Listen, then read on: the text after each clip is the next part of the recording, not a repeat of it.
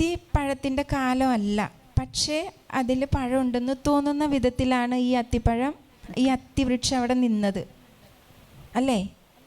അതാണ് പരിശുദ്ധാത്മാവിൻ്റെ മുൻപിൽ കൂടുതൽ മോശമായിട്ട് വന്നിട്ടുണ്ടാവുക.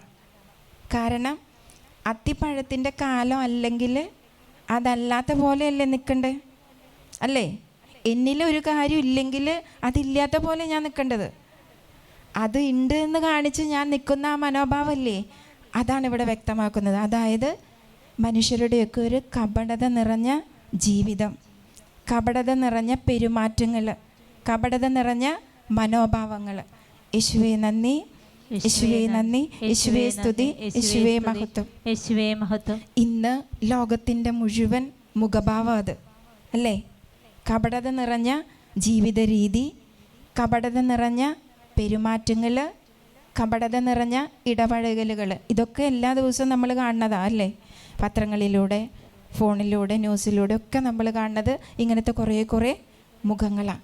ദൈവത്തിൻ്റെ പരിശുദ്ധാത്മാവ് ഏറ്റവും ഇഷ്ടപ്പെടാത്ത, ഏറ്റവും വെറുക്കുന്ന ഒരു ഭാവമാണ് ഈ കപടത.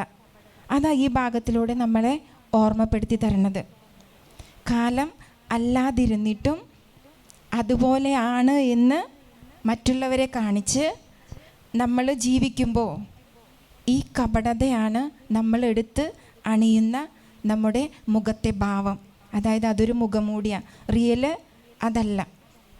ഈ കപടത നിറഞ്ഞ ജീവിതത്തെ, ജീവിത സാഹചര്യങ്ങളെ, പെരുമാറ്റത്തെയൊക്കെ ദൈവത്തിൻ്റെ പരിശുദ്ധാത്മാവ് ഇഷ്ടപ്പെടുന്നില്ല.